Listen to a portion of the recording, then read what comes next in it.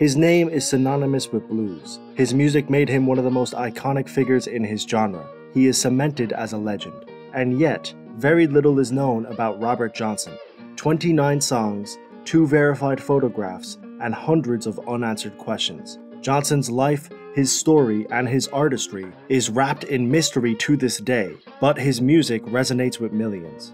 However, Johnson wasn't always a brilliant musician. In fact, he was considered to be relatively untalented, even up until his early 20s. Allegedly, he improved rapidly on the guitar. So much so that a legend was born that Johnson sold his soul to the devil so that he could become a master of the guitar. Johnson passed away under mysterious circumstances at 27 years old, giving birth to the infamous 27 Club and adding yet another question mark onto his already confusing story.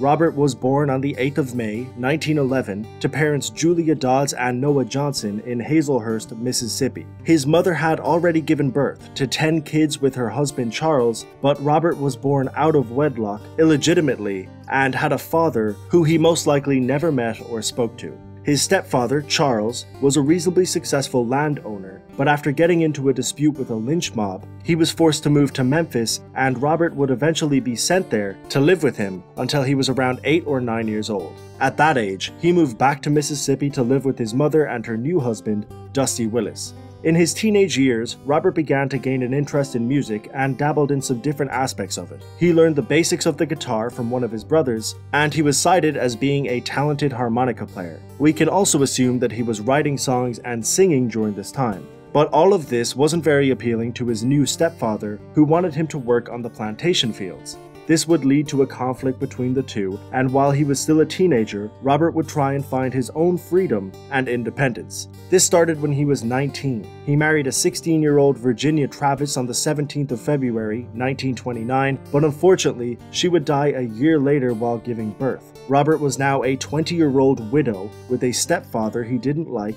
a father he never met, and a wife who had just passed away. And lest we forget, he was an African-American man living in the South in the early 20th century. Basically, Robert had an intense childhood, and his adult life wasn't looking very good either. At this stage, all Robert really had was his music.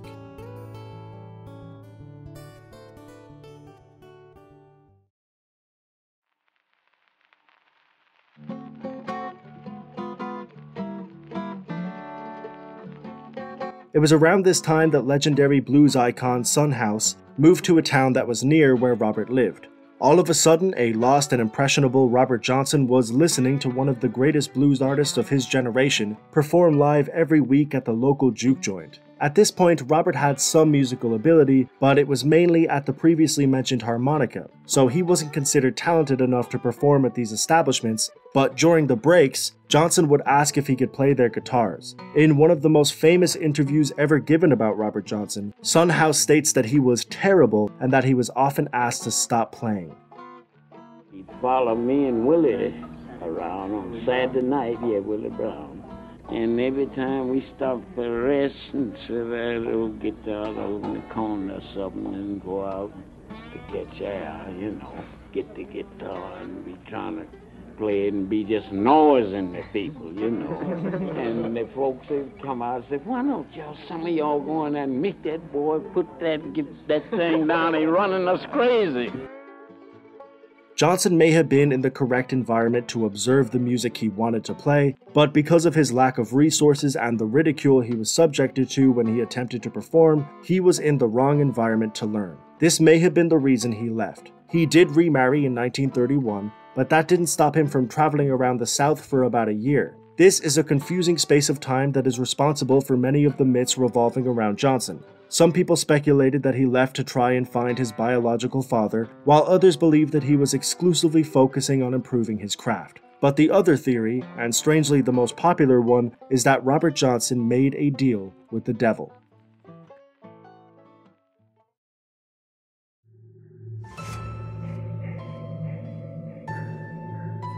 The story goes that Robert Johnson went to a local crossroads with his guitar before midnight. He started playing his songs, and at midnight, the devil appeared. The devil took the guitar and tuned it, played a song, and gave it back to Johnson. This was the transaction. the turning point for Johnson as a musician. He had given up his soul to the devil himself and was a master of guitar. But with this, his soul was doomed to hell and an untimely demise was in his future. The reason people believe that this is what happened is because of a man named Liddell Johnson, who in 1971 said that this was the way to sell your soul and that his brother Tommy had actually done this. There was no relation between Tommy and Robert, but that didn't stop people from taking this tale and attaching it to Robert's name.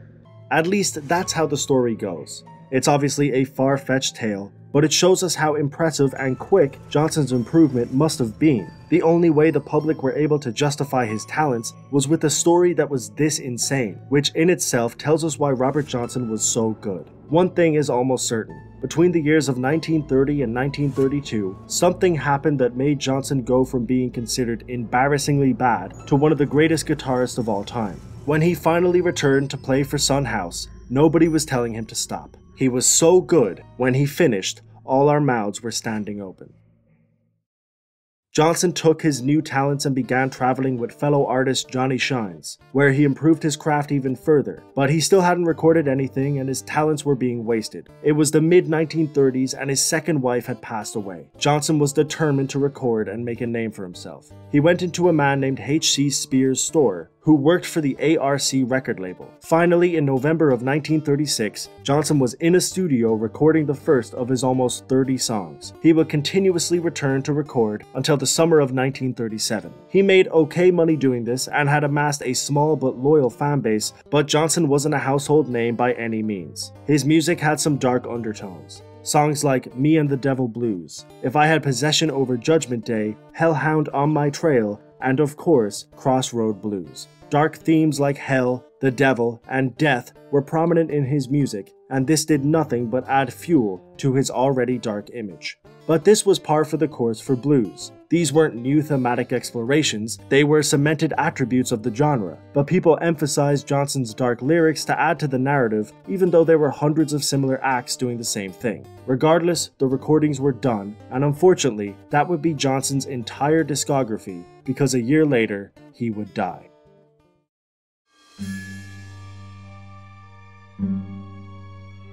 On the 16th of August, 1938, Robert Johnson, aged 27, was found dead. Very little is known about the specifics of his untimely demise. In fact, the actual date he died wasn't discovered for another 30 years when music journalist Gail Dean Wardlow found his death certificate. It didn't have any cause of death, so we weren't given any answers in that department, but of course, there are theories. The first theory, which is the most plausible and the most boring, is that Robert died from untreated syphilis that he had inherited from one of his parents. It was a common problem for low-income families at the time, and it's entirely possible that Johnson was a victim of this. But if you haven't figured it out yet, nothing is ever black and white with Robert Johnson. And as you probably expected, there is a second theory that Johnson was murdered. Johnson had been performing for a few weeks at a country dance that was only 15 miles away from where he was found. Allegedly, he was flirting with a married woman at these dances. Her husband gave Robert a drink, but Sonny Boy Williamson, a fellow musician and friend of Johnson, slapped the drink out of his hand and told him that it was dangerous to accept drinks from unknown people. Johnson was angry at Williamson for doing this, and he accepted a second drink from the husband, which he did consume. Williamson wrote an account about this, and he was a well-respected figure of the blues community who had a confirmed association with Johnson, so it is entirely possible that he was telling the truth. Whether Johnson was actually poisoned is a different story altogether. However, Robert Mac McCormack, a notable blues researcher, claimed that he tracked down the man who killed Johnson and actually got a confession from him. He declined to reveal the name or release the confession, which seems like a strange thing to do. If you were a blues researcher and found out who killed one of the genre's biggest icons, it's very strange that you wouldn't release that information. But these accounts and statements have made this second theory more believable, and a lot of people do believe it to be true. Either way, the end result was the same. Johnson had passed at the young age of 27, with very few answers as to what happened, concluding his already insane life with an ending that was incredibly unfortunate and untimely, but morbidly fitting for such a mysterious and interesting character. Some of his friends, associates, and peers wouldn't find out about his death for a long time, not until they looked for him and realized through word of mouth that he was gone. It seemed as if Johnson would fade into obscurity. For 2 decades after his death, he remained a relatively unknown figure in the music world, but in 1961, Columbia Records released the album, King of the Delta Blues Singers, a compilation of Johnson's work that would achieve immense success and bring his music to a wider audience. It was widely considered to be one of the greatest albums of all time, and it solidified Johnson as a blues legend. He was finally recognized, and while he wasn't able to enjoy the fruits of his labor, the world could enjoy his work and admire his greatness. His dream of becoming one of the greatest blues artists of all time was finally realized.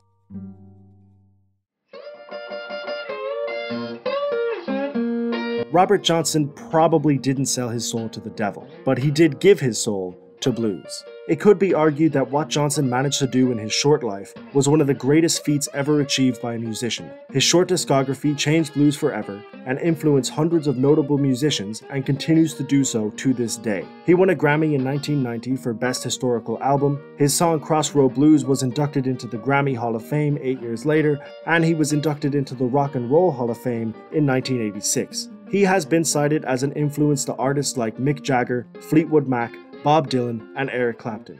He did all of this in a very short span of time, with a life that was as difficult as any. He overcame it all and persevered to become one of music's most important icons. It's very difficult to distinguish fact from fiction when it comes to this man. The historical inaccuracies, conspiracy theories, and sheer lack of any substantial documentation make his story a confusing one, but one thing is for certain: Robert Johnson was a legend.